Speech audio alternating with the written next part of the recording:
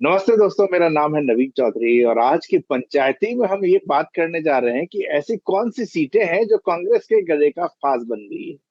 और ये जो आज पंचायती हम कर रहे हैं, ये पंचायती करने के पीछे खबर है कि कांग्रेस ने एक सर्वे करवाया और उसमें 120 सीटों पर उनको लगता है कि उन्हें प्रत्याशी बदलने की जरूरत है। साथ ही साथ न्यूज़पेपर ये भी कहता है कि 5 मंत्री और 10 दिग्गजों की स्थिति बहुत खराब है। इसमें 3-3 सर्वे हुए हैं, कई सारी नाजुक सीटों की बात हो रही है। तो मैंने सोचा कि क्यों ना इस पे बात करने के लिए एक ऐसे व्यक्ति से बात की जाए जिनको डेटा के साथ बड़ा आनंद आता है, डेटा के ऊपर काफी वो खेलते हैं, उसको एनालाइज करते हैं। तो दोस्तों, आज मेरे साथ हैं वैभव पुरोहित जी। वैभव जी मुंबई बेस्ड हैं, है राजस्थान के ही, लेकिन मुंबई में बेस्ड हैं, एक पीआर एजेंसी चलाते हैं, लेकिन चुनावों में और डेटा के साथ इनका एक विशेष प्रेम है। तो उस प्रेम के चलते ये रेगुलर एनालिसिस करते रहते हैं। तो वैभव जी, आपका स्वागत है। सबसे पहले तो ये बताइए कि जो आज का अखबार कहता है कि कांग्रेस की 120 सीटों पर बदलाव की जरूरत। काफी लोग जो है चर्चा चर्चा में कहते हैं उनको 200 के 200 पर बदलाव की जरूरत है। तो आपको क्या लगता है कि ये 120 का नंबर ठीक है कि नहीं है? देखिए ये धन्यवाद। आप बड़े लंबे समय के बाद अपनी पंचायत ही हो रही है वैसे। जी। और मैं एक बात कहना चाहता हूं कि 120 सीटों पे इन्होंने जो सर्वे किया, 200 सीटों पे तो इन्होंने सर्वे किया है। और इसमें तीन बार इन्होंने सर्वे किया, अलग अलग समय पे अलग अलग एजेंसी पे। एक बार तो मुख्यमंत्री ने अपनी खुद की पर्सनल एजेंसी के थ्रू से सर्वे करवाया, एक बार एआईसीसी ने करवाया है। तो उसके बाद इनकी ये स्थिति उभर कर आई है कि इन्हें कम से कम 120 सीटों पर उम्मीदवार बदलने होंगे। तो आप एक बात स्पष्ट होती है इससे कि एंटी इनकम्बेंसी जो है वो विधायक लेवल पे बहुत ज्यादा है, चीफ मिनिस्टर के खिलाफ कम है। ये बात हमें अभी हाल ही में बहुत सारे सर्वे आए हैं, ओपिनियन पोल्स आए हैं, उसमें भी पता चल रही है कि, लेकिन जो जो मेन जो प्रॉब्लम है वो है विधायकों के खिलाफ एंटी। इसका कारण ये रहता है क्योंकि कई बार जातिवाद, माइक्रो लेवल पे चुनाव होते हैं, जातिवाद पे चुनाव होते हैं। जी। तो ये, और जब ये चुनाव जातिवाद पे होते तब लोगों में ये रहता है कि मेरा इन्होंने ये काम नहीं किया, या एक तबके का काम ही हो रहा है, दूसरे तबके का काम नहीं हो रहा है। तब ये प्रॉब्लम ज्यादा आती है इस। और मंत्री जो बनते हैं वो कई बार अपने विधानसभा में उस प्रकार का विकास नहीं कर पाते हैं जो एक एक्सपेक्टेड होता है मंत्री लेवल पे। आज मैं सबकी बात नहीं करूंगा, कई लोग ऐसे हैं भी जो काम भी करते हैं, ऐसा नहीं है। जी। लेकिन चुनाव, जो मेरा मानना है, ये समीकरणों से जीता जाता है राजस्थान में ज्यादातर। और इनके जो मंत्री है, इनके खिलाफ भी समीकरण जब बिगड़ जाते हैं वहां ये जीत नहीं पाते हैं। तो ये एक मोटा मोटी फिगर है।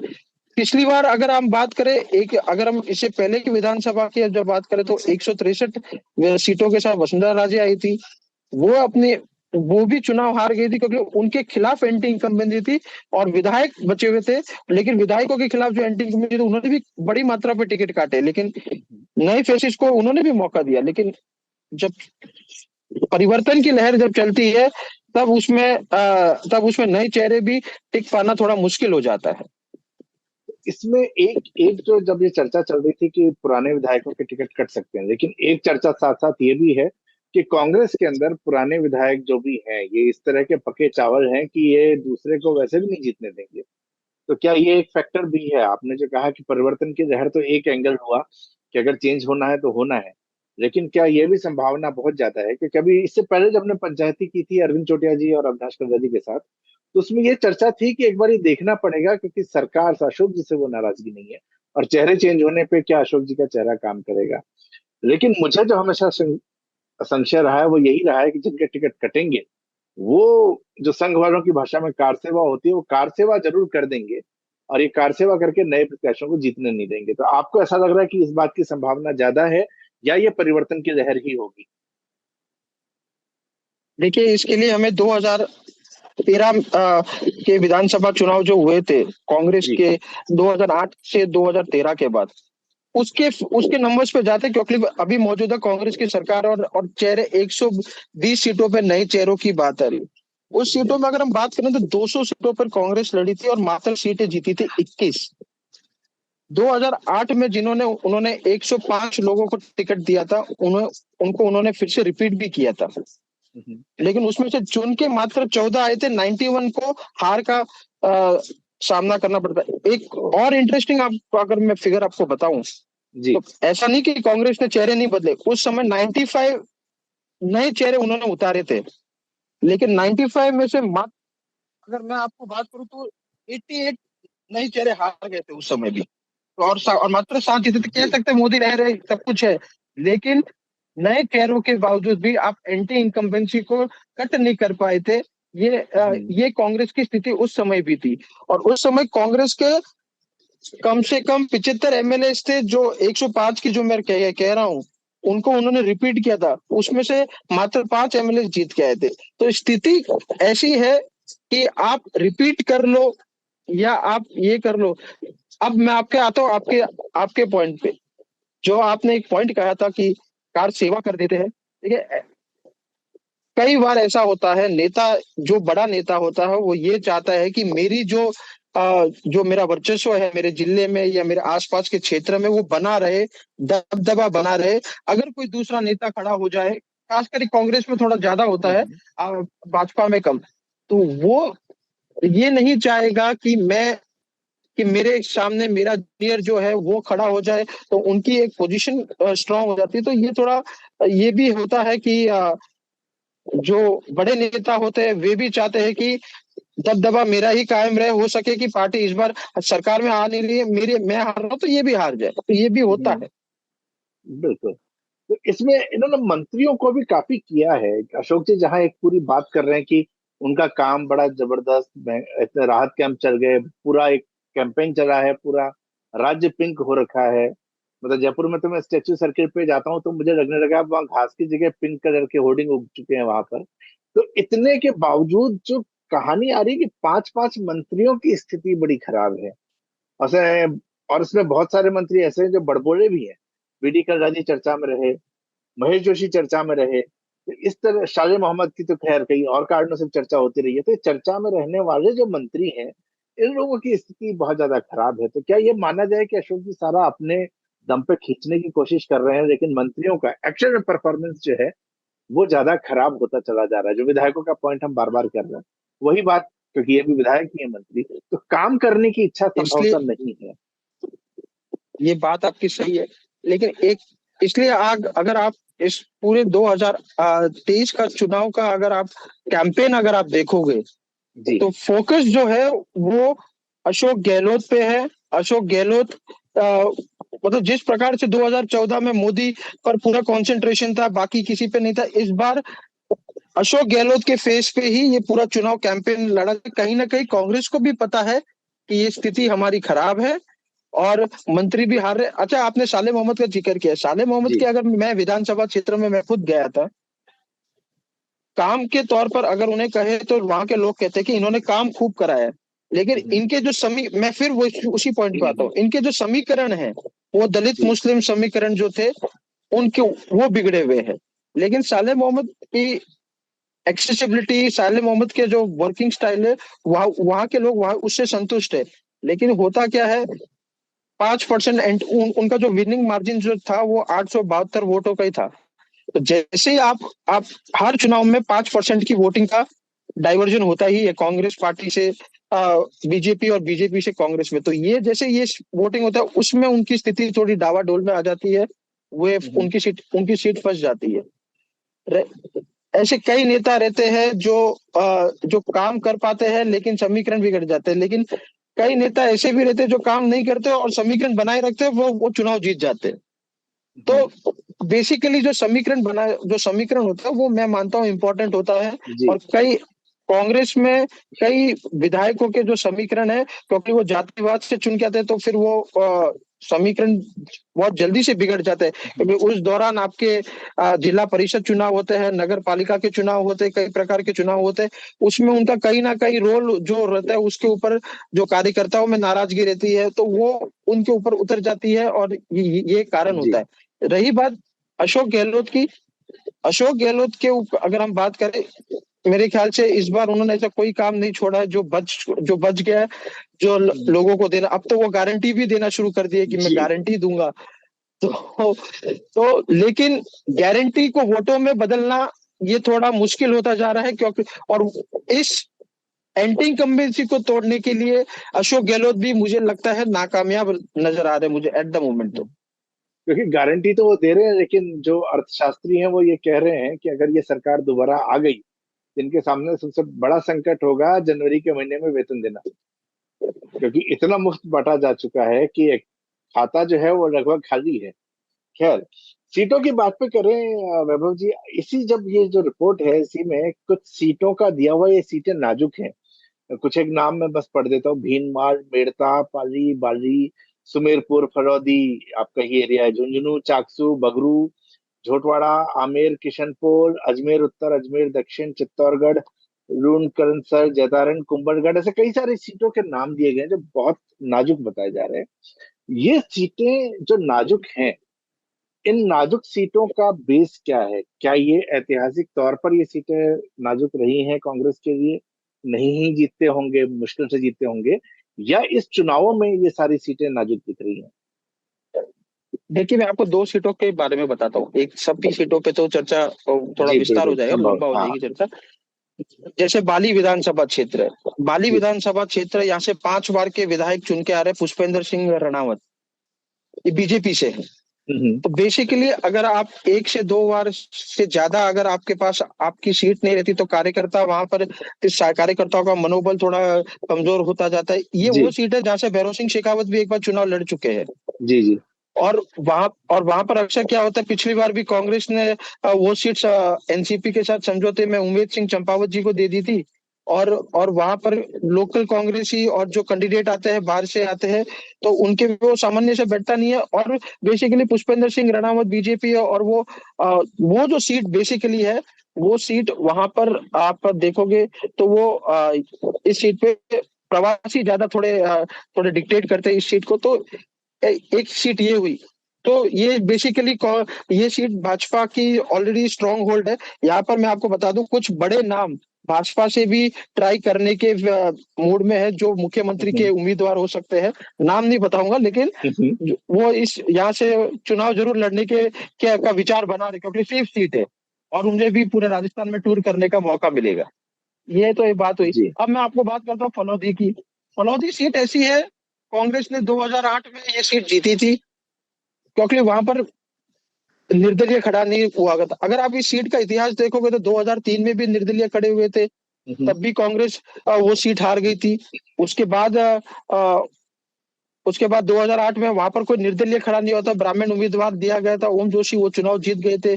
उसके बाद एक विरोधी लहर थी, वो सीट कांग्रेस 35,000 वोटों से हार गई थी। और अब मौजूदा स्थिति में यह है कि वहां पर एक डिवाइडेड कांग्रेस है। हो सकता है वहां से मुख्यमंत्री के एक नाम चल रहा है वैभव गहलोत को, क्योंकि वहां पर जो हम्म डिवीजन ऑफ हाउस है कांग्रेस में, एक कॉमन फेस जहां पर सभी सहमति हो, इस वजह से वहां पर वैभव गहलोत भी चुनाव लड़ने, ये बात चर्चा का विषय है। हम्म लेकिन वो हाउस जो है वो काफी डिवाइडेड है। कांग्रेस के अंदर इतनी गुटबाजियां हैं कि अगर इन्हें टिकट मिलता है तो ये निर्दलीय लड़ना इनका तय है। कुंभ सिंह पातावत वहां पर पिछली बार भी निर्दलीय चुनाव लड़े थे महेश व्यास के खिलाफ। इस बार भी अ, इस बार भी स्थिति कम बस उनकी 2-3 दिन पहले उन्होंने ओपनली कह दिया है कि आप चुनाव लड़के दिखाइए निर्दलीय। तो ये जो गुटबाजी है, इस गुटबाजी को रोकने में अशोक गहलोत खुद नाकामयाब है। तो हम्म। ये एक प्रॉब्लम है। मैं एक और बात सीट अपने जयपुर की बात करता हूँ। जयपुर में जी विद्याधर नगर सीट है। जी। वहां से कांग्रेस वहां से कांग्रेस के जो उम्मीदवार थे सीताराम अग्रवाल, और उसके सामने जो थे भैरव सिंह शेखावत जी के जो दामाद है नरपत सिंह राजवी जी, उनकी सीट है। वहां से भी एक कांग्रेस के बागी उम्मीदवार ने चुनाव लड़ा था, शेखावत जी ने।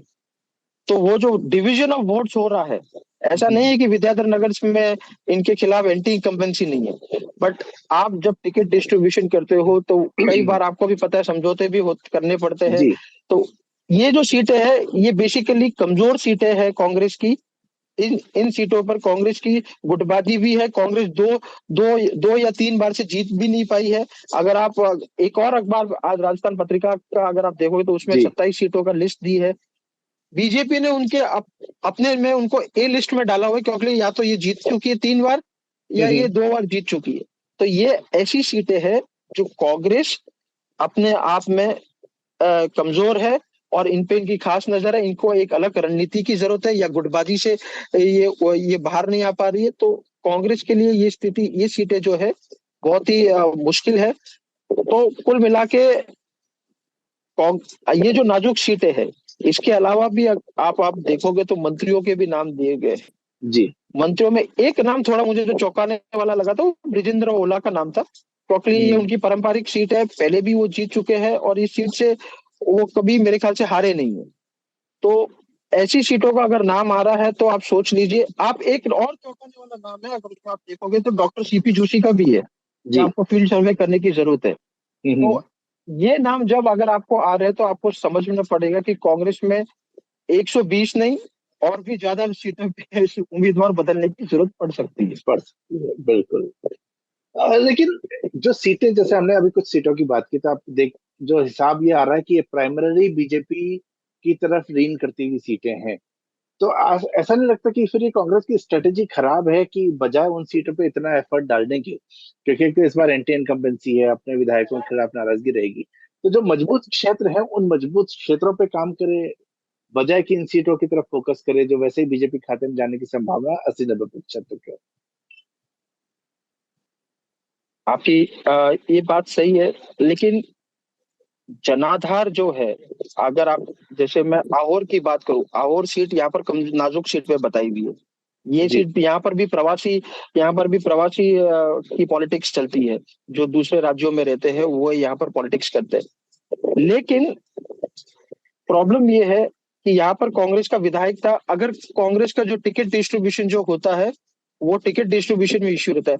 यहाँ पर अगर समीकरण अगर कांग्रेस के पक्ष में है, ऐसा नहीं कि ये सीट कांग्रेस नहीं हम्म। निकाल सकती, यहाँ पर कांग्रेस के पक्ष में से समीकरण है। यहाँ पर जो जातिगत वोट है, एससी एससी अगर आप वोट देखोगे तो यहाँ पर अच्छी मात्रा में जो कांग्रेस को मिलते थे वोट। लेकिन इन सीटों पे जो जातिगत समीकरण है उसे उन्हें प्रॉपरली अगर साथ लिया जाए तो कांग्रेस इन सीटों में कम से कम, मैं सारी की सारी सीटें नहीं कह रहा हूँ, कुछ सीटें जरूर निकाल सकती है जी। बेसिकली। और हाँ, ये बात तो सही है, लेकिन एक और आपको बता दूं, जो अगर हम पिछले 3 चुनावों का अगर हम को एनालिसिस किया को करें, तो कांग्रेस की जो कंफर्म सीटें हैं, वो उसका आप आंकड़ा आप देखोगे तो वो बहुत कम है। 19 या 20 सीट ही है जो कांग्रेस की कंफर्म सीटें मानी जाती है। हम्म। अभी भी अगर आप इस लिस्ट देखोगे तो केवल 11 का नाम ही वो गिना पाए हैं जो एकदम कंफर्म जीत पा रही है। तो कांग्रेस के लिए 19 सीटें और 11 सीटें के लिए कंफर्म नहीं है। कांग्रेस को और भी ज्यादा जी। चाहिए उन्हें रिपीट करने के लिए। तो ये उन सीटों पे थोड़ा समीकरण साध के, अगर यहाँ पर ये अपने समीकरण साधती है तो एक माहौल इस प्रकार से बनता है कि यहाँ पर फाइट में है, तो उन सीटों पे जहां पर एक बार हारे एक बार जीते, या एक बार हारे 2 बार जीते, तो वहां पर उनके लिए एक माहौल जरूर बनता है। अगर हम इसको बात करें, दो सवाल में मेरे और हैं आपसे। तो एक सवाल ये कि अगर हम संभाग, जो पुराने संभाग हैं, क्योंकि एक एक सीट की बात करना इस समय तो मुश्किल है, वो अपन आने वाले समय में करेंगे, लेकिन जो पुराने 7 संभाग थे, अगर उस पुराने 7 संभाग के हिसाब से बात करें, तो आज की तारीख में आपको कांग्रेस किन किन संभागों में सबसे ज्यादा मजबूत नजर आ रही है? ये आपने बड़ा ही अच्छा सवाल पूछा।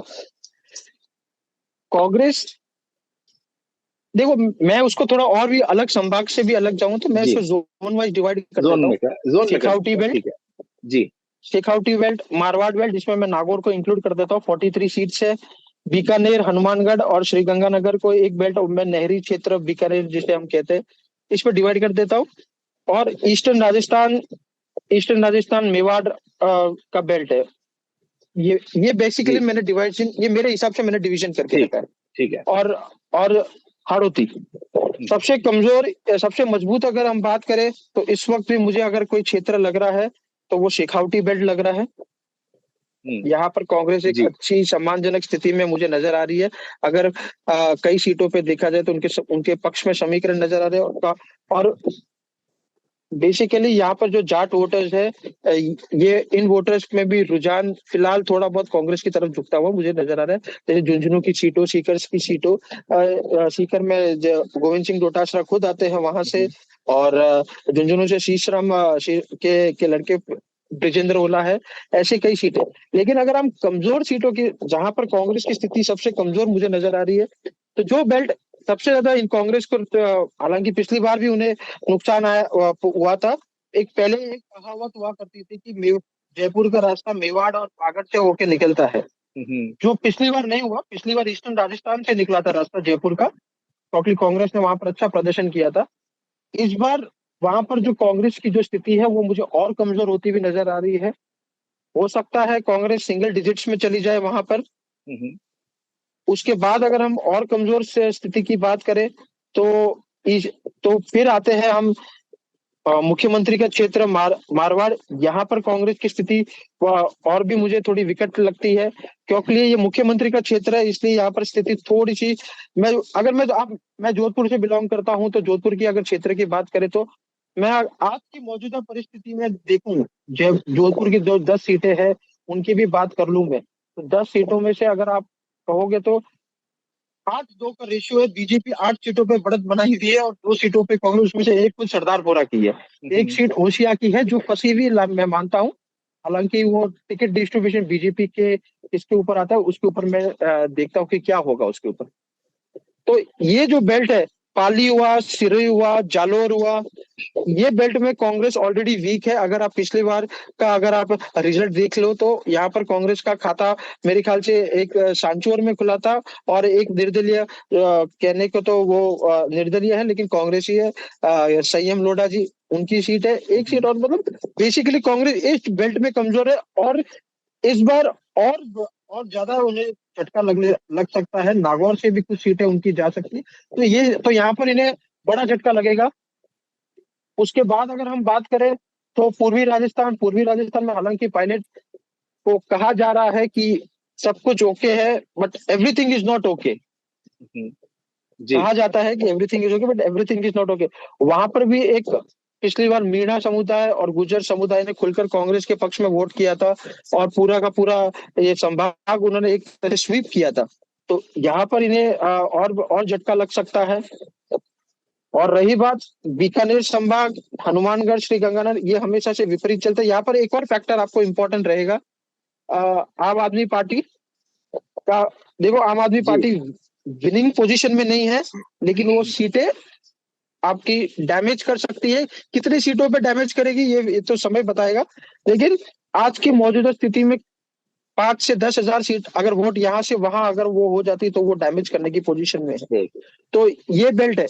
तो कुल मिला के अगर आप सबसे बड़ा लॉस अगर मैं देखूं तो ईस्टर्न राजस्थान है, क्योंकि पिछली बार स्वीप हुआ था, इस बार वो स्वीप नहीं है, हम्म। और वहां से उनकी स्थिति कमजोर होगी। मेवाड़ वागड़ की बेल्ट करूं तो सिंगल डिजिट में आ रहे हैं, जहां पर वो डबल डिजिट में थे, तो उनकी स्थिति और कमजोर हो रही है। मुख्यमंत्री का क्षेत्र है तो वो वहां से वो कमजोर हुए थे, तो और मुझे लग रहा है कि और कमजोर होते हुए नजर आ रहे हैं। जी। तो और आखिरी सवाल, काफी चीजें तो अब अपने को अगले 2 महीने में जब टिकट्स मिलेंगे उसके बाद पता लगेगा किसको टिकट मिला, तब इक्वेशन काफी और चेंज होगी।